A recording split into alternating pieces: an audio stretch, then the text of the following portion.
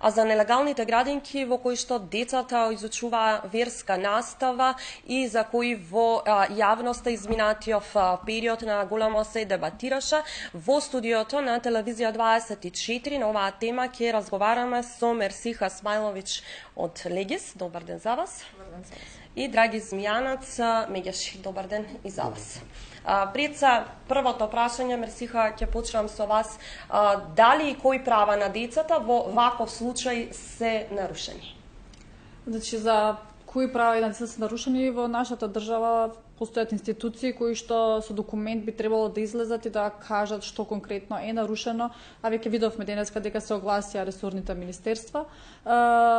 Значи, не би сакала да бидам во функција како потпарол на институцијата, значи на Сдруженијето Пчела кое што е послучено, но во овој случај јас сметам дека не се прекршени правата на децата, повеќе можам да кажам дека социјалните мрежи беа премногу груби кон овие деца и кон нивните родители, сметајќи дека ако сте припадник на некоја верска заедница или ако своите деца ги учите да го негуваат својот идентитет кој што во суштина е и нели јазик, нација и религија, дека вие правите нешто лошо. Напротив, повеќе можам да зборам кои права беа нарушени во однос на тоа како социјалните мрежи, како граѓаните реагираа на ова, отколку со самата институција, каде што просветниот инспекторат не забележа, а ние што можевме да видиме од сликите, условите во таа институција се каде подобри од тоа што го има во државните градинки во истата општина. Да, се ипак стануваше збор за градинка која не е регистрирана и која што од аспект на безбедност исто така беше посочено дека треба да се испита случајот.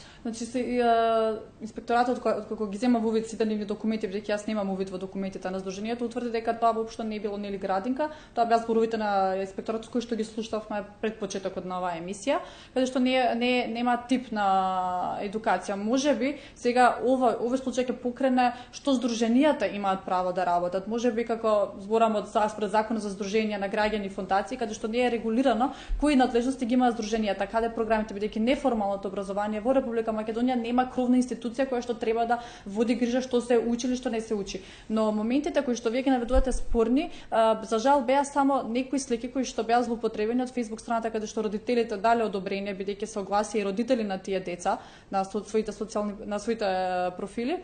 Она што беше нарушено и така и што мене најмногу ме боли како припадник на исламот е што верските обреди кои што децата ги покажуваат на државен празник, значи децата облечени во друга облека кои што се вртат околу Кјаба, е државен празник во Република Македонија, тоа е Курбан Бајрам, каде што го празнуваат тој ден, беше во некои медиуми дочекано со многу погредни зборови.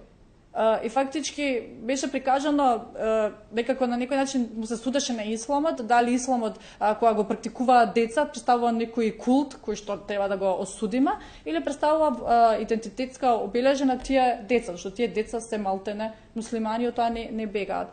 И тоа мислам повеќе реакцијата што се доби од сликите или на пример марамата, нели деца, малите девојчиња со марама беа ставени и тоа беше исто така дочекано како родителите ги тераат во тоа училиште, ги присилуваат да бидат облечени така што понатаму имаме мајца каде што тие слават албански празник и тоа не беше од ниеден аспект објаснувано зашто носат албански мајчки, но марамата беше проблематична, иако знаеме и тука се покажува големо непознавање на нашата религија и тоа дека никога се молиме не имаме посебен начин на облека. Дури моите една годишна ќерка кога јас се молам, таа зима пешкири, доаѓа и се моли бидејќи инстинктивно доаѓа да бидејќи ја гледа нејзината мајка. Значи тоа е облека која ние ја носиме при верски обреди, значи при молитва и тоа не е присилување, туку тоа постои со векови наназад посебен начин на облека. Така да повеќе ме загрижуваат тие два моменти кои што единствено имаа прилика да ги видат граѓаните од таа едукативна институција и кои беа дочекани на така многу, можам да кажам, начин да ние дојдеме во ситуација да се браниме, а при тоа ние од исламската заедница не добивме поддршка, можеби медиумите ја скратија нивната изјава, но во еден случај не дојде како бранители на тие институти кои што се воспоставени, тоа е аджилакот и молитвата, кои што се столбови. Змијанат се нарушени ли са детските права? Еве тука зборуваме, Мерсиха зборува за само можеби еден ден во кој што бил празник, но што доколку постојано секојдневно се организира таа верска настава? Дали во тој случај се нарушени правата на децата? Прво да кажам дека предучилишните установи се воспитно-образовни, не религиозни институции и тие се под надлежност на Министерството за труд и социјална политика. Во овој случај, мислам, родителите се самоорганизирале и формирале здружение на граѓани со воспитувачи кои имаат искуство за работа со деца и одбрале форма на дневен центар, каде што покрај воспитно-образовната компонента и многу мал процент посветуваат и на верски практики. Она што е спорно во цела оваа ситуација, дали когнитивната зрелост на децата е соодветна да се почне на толку рана возраст. Меѓутоа, ако ја практикуваат децата религиозните обреди и практики во семејството, веројатно родителите сакале да го практикуваат тоа и во овој така наречен едукативен центар, кој е составен дел од Сдруженијето Пчела. Тоа што треба да се утврди, веќе просветниот инспектор во Министерство за образование е во тек, дали образовната програма соодветствува да се занимава ова Сдружение на граѓани со деца, а при тоа да нема сомнеш дека тука има скриен облик на радикализација, на екстремизам, на манипулација и злоупотреба на децата по било кој основ. Родителите јасно кажаа дека ова е нивно здружение, тие дури самите го финансираат. Јас бев денеска со моите колеги од детската амбасада Мегеше на лице место и имав пригода да ја видам, да го видам ова здружение кое функционира како здружение на граѓани. Тие имаат намера да аплицираат до Министерството за труд и социјална политика да добијат лиценца за градинка. За тоа дали ги исполнуваат критериумите и условите, треба да каже Министерството за труд и социјална политика. Она што исто многу е важно, дека децата беа злоупотребени на социјалните мрежи без превес и многу грди зборови и говор на омраза забележавме на социјалните мрежи врз основа на нивниот начин облекување и облека. Генерално сакам да упатам апел дека луѓето не прават по тоа како се облекуваме, туку кои сме и како вредностен систем имаме како луѓе. Забележав голем анимозитет и исламофобија и суди на атеисти против агностици, против разни религии. Треба да ја тргнеме религијата да се изучува во религиозните објекти. Тука треба ИВЗ, МПЦ и Католичката црква да се произнесат, а Министерството за труд и социјална политика треба да гарантира дека воспитно-образовниот процес се изведе под нивна контрола.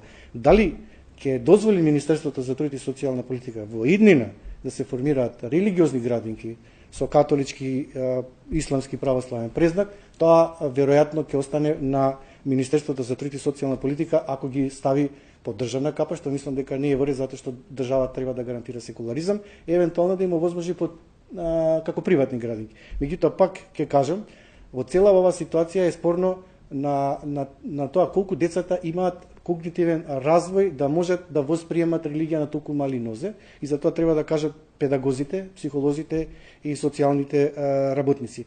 Вие знаете дека во Македонија се воведуваше и веронаука, каде што беше факултативна и родителите доброволно ја бира веронауката како предмет. Има луѓе кои не сакаат децата нивни да посетуваат веронаука, така да повторно ќе кажам, ова се семени вредности, семејството и родителите во овој случај се гарант за одговорноста што се случува со децата во Сдруженијето на граѓани Пчела. Значи, они свесно и одговорно, намерно, самите го партиципираат и го финансираат ова здружение и они го третираат на некој тип како градинка, со работно време од 8 до 16 часот, со некаква програма, која, повторно ќе кажам, треба Министерството за труд и социјална политика и Министерството за образование да извршат увид дали навистина има сомнеш за верска индоктринација и злоупотреба на децата.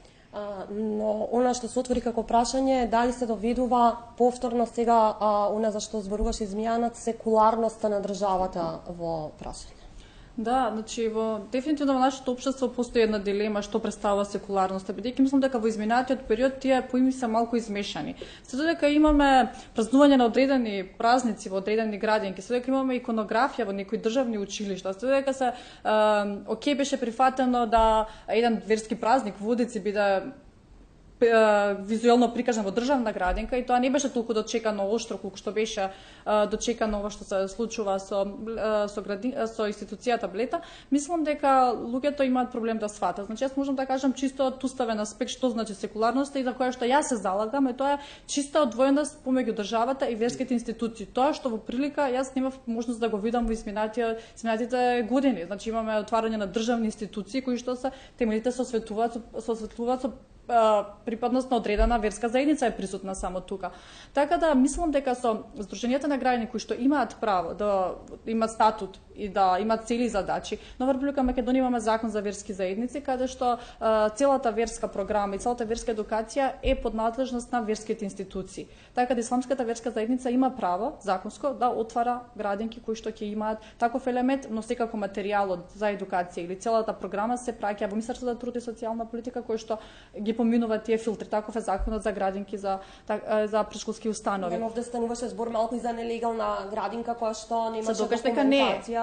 Да, се докаже дека не е, нели денеска просветниот инспекторат, како што можам да, значи јас велам дека не сум тука под парол или ги немам во раце нивните документи, но имам пријатели кои што своите деца ги носат таму. Тие својата чланарина ја уплаќаат легално преку жира сметка, што значи дека тоа како entитет, како субјект постои во Република Македонија, плаќаат месечни чланарини, добиваат документи, подпишуваат изјави дека сликите од нивните деца ќе бидат ставени на социјалните мрежи која што веќе 4 години постои Facebook страницата. Но секако сум дека треба во Македонија да постои секуларизација, но ова мислам дека ова што се случи со последните денови е добар потик до министерствата да ги истражат сите тие наставни програми, сите инспекторати да ги проверат училиштата, дали тука имаме злоупотреба на секуларноста, дали во некој училиште кој е доминантно на припаѓа на една религија се дава предност на таа религија во однос на другата религија. Така да секуларноста и како треба да се разговари, да се дебатира, но не при тоа да се напаѓа другата страна која што не верува во тоа што веруваме и ние. Значи јас сум пред да се бориме за правото секој да се изразува како што сака, да си практикува што сака, но без при тоа да им го наметнува на другите нивното размислување, видување или нивните пракси, како што имаме прилика да тие деца ги сметаме како можни, имаше некои портали кои што ги земаат тие слики, тие деца ги злоупотребуваат, кажувајќи дека оваа пракса наликува на некои екстремни струи и слично, тоа 1 милиарда луѓе во светот го практикуваат. Така да и како мислам дека ќе треба да се направи еден убав филтер што представува секуларност во Македонија и кои практики во минатите години ја нарушија секуларноста. Тука имаме комисија за односи со верските заедници која што мислам дека во иднина треба да почне да функционира и да излегува со конкретни анализи и мислења како да се одвои државата од религијата. Да, и тука се наметнува повторно се враќаме на истото прашање, дали вероисповеста треба да се најди во предучилишната возраст. Повторно ќе кажам, иако конвенцијата гарантира вероисповест и уставот и универзалната декларација за човекови права, многу е важно да утврдат педагозите, психолозите и социолозите на која возраст децата ќе ја восприемат религијата и која одговорност ја имаат родителите во однос на тоа. Ако родителите дома ја практикуваат одредената религија, секако дека тие вршат влијание на своите деца во однос на практикување на истата. Но едно е да се практикува во религиозни објекти, друго е да се практикува во воспитно-образовни институции и повторно ќе нагласам, тоа треба да се разграничи. А ако ИВАЗ смета дека треба да отвори училишта за изучување на верата, тогаш треба тоа да се изведува веројатно во исламската верска заедница, во Македонската православна црква и во ако се формира нова форма на религиозни градинки, тогаш МТСП треба да се произнесе дали е соодветно децата да учат на посебни религиозни градинки, католички, православни или муслимански, и дали тоа планира да го финансира или тоа ќе биде под капата на приватна градинка, или пак, како што Мерсиха кажа, да се формира здружение на граѓани кои се незадоволни можеби од овие три официјални, да кажам, ИВЗ, МПЦ и Католичката црква, па си наоѓаат некоја форма каде што ќе ги практикуваат и дел од верските обреди во така наречени неформално здружување како што е овој едукативен центар во Газибава. Јас повторно сакам да кажам, не смееме да дозволиме да атакуваме врз децата и мора да бидеме внимателни кога споделуваме слики со нив, тие да бидат под превес и да внимаваме како се однесуваме кон било која друга различност поинака од нашата. Треба да имаме разбирање, затоа што Македонија не само што мултикултурна, и мултиконфесионална и дека на ова прашање не смееме да му дадеме презнак на екстремизам, на фундаментализам, на радикализам, на верници и неверници, на атеисти, агностици или не знам што. Едноставно треба да се стави под надзор ова здружение на граѓани да се утврди дали тие навистина имаат пред се презнак на религиозен дел од нивната програма или е воспитно образовна со една многу мала компонента и на практикување на верските обреди во согласно со детската возраст. Али пред се ќе кажам одговорноста имаат родителите. И согласноста имаат родителите. И се што се случува во ова здружение паѓа на одговорност на родителите.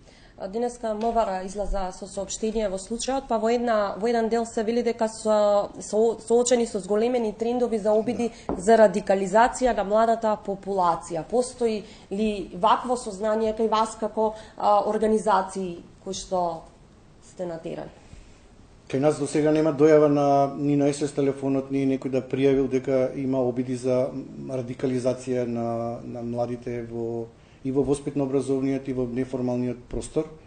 Не знам од каде овие информации, веројатно, ние знаете, мигрантската криза веќе минува, имаше толку сомнеш во Македонија дека ќе се исламизира Македонија, дека ќе прими огромен број на бегалци, тие сите транзитираа од Република Македонија, мислам дека има само 4 баратели на азил. Значи, не Македонија е интересна за тој тип на действување, така да, веројатно МВР може има други информации, јас за тоа немам информација. Сите тоа што стои во реакцијата на МВР се некои современи трендови за кои што жал во Европа многу често се случуваат и не можеме да ги негираме, дека постојат такви процеси, но треба да разбереме дека Балканот не е тло за такви поместувања, бидејќи ние во Македонија, исламот во Македонија и практикувањето на оваа религија е стара повеќе од 7 века. Значи, ние имаме институции, имаме објекти верски кои што сведочат за постојањето на исламот многу подалеку. Така да мислам дека Балканот никогаш не ни подлегнувал на вакви струи, иако мислам дека од 2001 постојано се зборува за тие такви радикални моменти, струи, напади, но еве гледаме дека Балканот ништо се нема случајно и ден денеска Балкан останува како нешто да сведочи каде што функционираат нормално сите тие религии, ако си има своја минато со војната која што се случи во Босна и околу, но сепак можеби да, што вели господинот Драги, дека МВР има некои своји сознанија, дека нешто се случува, некои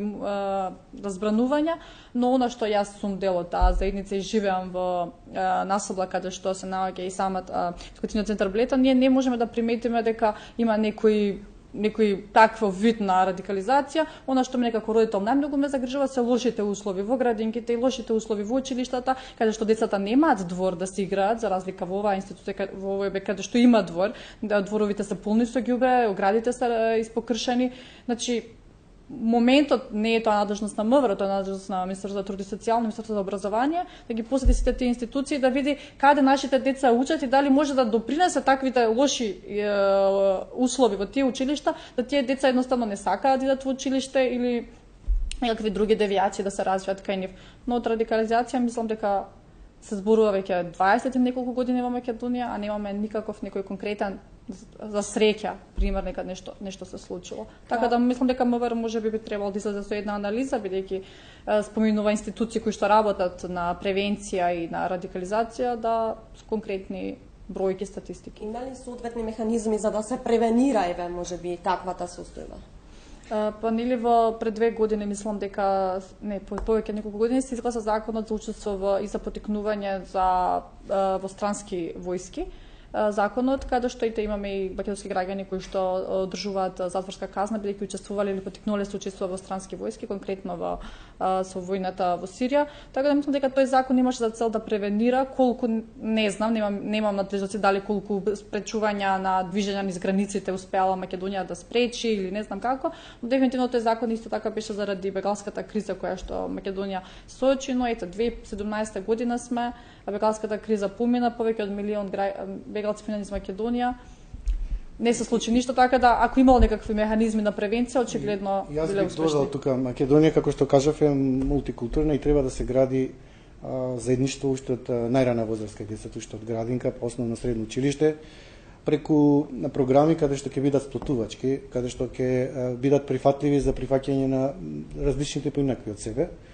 Градење култура за мир, градење култура за прифаќање на различностите. Градинката е идеална можност кај што децата ќе може да се спознаваат себе си и ќе може да градат едно заедништво. И навистина Министерството за труд и воспитувачите кои работат во градинките имаат многу благородна работа и мислам дека треба да се посвети повеќе на образование и воспитување, а пред се, а потоа и на другите потреби кои ги имаат децата. Колку е квалитативна таа програмата, која што и квалитетна мислев колку е програмата која што ја имаат сега? Она што морам да кажам, бидејќи работиме со градинките веќе 4 или 5 години во повеќе градови во Македонија, забележувам дека веќе родителите не прашуваат само дали моето дете денеска добро јадеше или добро спиеше. Значи прашуваат дали имале образовни содржини, забележуваат промени во воспитувањето кај детето, одредени животни вештини и навики, и морам да ги пофалам градинките дека навистина посветуваат внимание во однос на таа компонента. За условите во градинките, кои што кажаме мерсиха, не сите градинки имаат навистина квалитетни услови за згрижување, чување и воспитување, што значи дека треба да се инвестира повеќе во буџетот.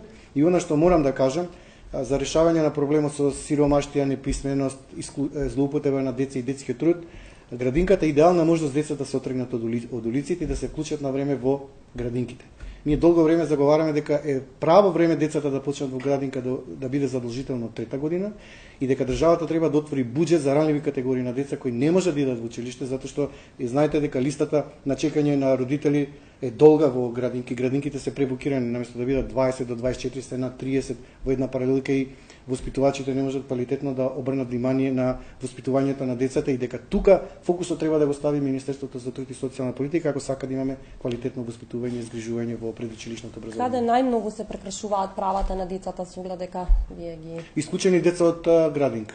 Значи деца кои се исклучени од градинка се потенцијални жртви на криминални банди, на злоупотреба на детскиот труд, деца кои ги гледаме секојдневно на крстосниците, деца чиј труд се злоупотреба, деца кои питачат и деца кои се занимаваат и ги подведуваат на проституција и на трговија со деца. Значи тука дури има организирани криминални банди кои тргуваат со децата. Значи има многу работа и треба тука навистина и Министерството за труд и социјална политика и образование, ако веќе задолжително основното образование, првите 5 се најважни во свет, ние ако ги пропуштиме децата во првите 5-6 години и не ги вклучиме во градинка, сме пропуштили таа генерација да ја образува. Сиха нов бегалски бран и дали Македонија е подготвена за евентуално такво нешто? Мислам дека и тоа го имавме на последната апсолутно случување како Здружение Легис, кажавме дека ја следиме будно ситуацијата како на жариштата каде што војната не престана, туку напротив се разборува, исто така и промените на политиките во Европската унија. Се повеќе членки на земјите на Европската унија кои што беа најголеми приматели на бегалците веќе одат кон рестриктивни мерки на промена на законите, каде што нагласа политиката станува не толку добре дојдена за бегалците. Така да мислам дека и Македонија, која што веќе има неколку километри долга ограда на својата територија, е во служба на Европа и штитењето на границите на Европа, така да мислам дека Македонија нема да се соочи со нов бегалски бран, бидејќи ни Европа веќе не го очекува тој бегалски бран, и веќе е јасна политиката и почнуваат првите процедури на Даблин 3, каде што бегалците се враќаат во Грција, бидејќи таму побарале прво азил, Белгија, Холандија се првите земји каде што тоа е приметено и ги враќаат во Грција, или афганистанците ги враќаат директно во Афганистан. Така да веќе со сите тие политики се испрати таа една порака, но она што Македонија ќе го научи, мислам дека е како да се, ако се случи како да постапиме. Знаеме дека и повторно вчера изгледа таа фрапантна бројка од 65 непридружувани малолетни деца кои што се исчезнати. И секако Македонија има своја одговорност, да не забравиме дека 14 афганистанци кои што загинаа во април 2015, половина од нив беа малолетници. А со затварањето на бегалската рута Македонија повторно ја врати старата пракса, каде што бегалците чекорат пеш низ Македонија 7-8 дена, каде што повторно се мета на криминални групи, каде што повторно криумчарскиот бизнис цвета, бранејќи нешто што Македонија се врзала да го брани правата на бегалците.